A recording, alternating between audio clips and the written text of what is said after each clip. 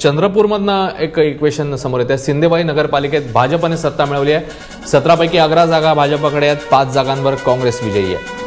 त्यामुळे दोन्ही सत्ताधारी पक्षांचे वेगवेगळे निकाल समोर येताना बघायला मिळतात। तिकडे सावंतवाडीमध्ये अपक्षाच्या हाती सत्तेच्या चाव्या, तर इकडे चंद्रपूरमध्ये 17 पैकी 11 जागा ज्या आहेत त्या भाजपकडे आल्या आहेत। माधव भंडारी सरांकडे जाऊया। माधव भंडारी सर, चंद्रपूरमधल्या निकालावर तुमची कमेंट।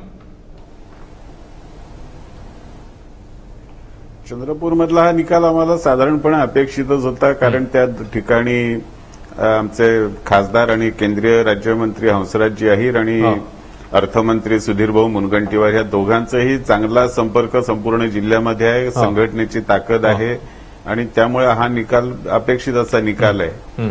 काही प्रमाणाची माहिती माझ्या हातात येते त्यानुसार सातारा जिल्ह्यात सुद्धा आम्हाला यश मिळायला लागलेलं दिसतंय, कारण बहुधा पाटण आणि कराड ह्या दोन्ही ठिकाणी नगराध्यक्षपदाच्या याच्यात आमचे उमेदवार आघाडीवर आहेत अशी माहिती आताच माझ्याकडे आली।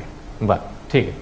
आपण जाऊया यदू जोशी सरांकडे। यदू जोशी सर, या निकालावर तुमचं विश्लेषण आणि खास करून मला सावंतवाडीबद्दल देखील तुम्हाला विचारायचं आहे, पण त्यापूर्वी या निकालावर विश्लेषण। चंद्रपूरमध्ये सुधीरभाऊंच्या मतदारसंघातल्या सिंदेवाई आणि बल्लारपूर या दोन नगरपालिका, म्हणजे सिंदेवाई तर नगरपंचायत आहे, तिथे दोन्ही बाबत सुधीरभाऊंची प्रतिष्ठा पणाला लागलेली आहे। तिथे पहिला विजय मिळवून त्यांनी चांगली सुरुवात केलेली आहे।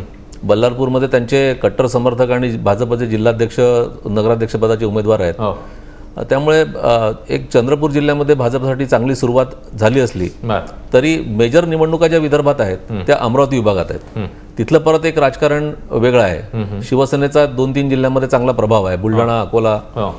त्यामुळे आता चंद्रपूरची सुरुवात ही काही विदर्भाचं पूर्ण चित्र स्पष्ट करणारी आहे असं मी मानत नाही।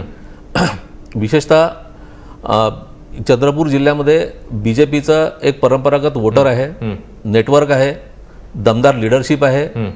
त्यामुळे चंद्रपूरमधला हा जो निकाल आहे हा अपेक्षित निकाल आहे। ठीक आहे।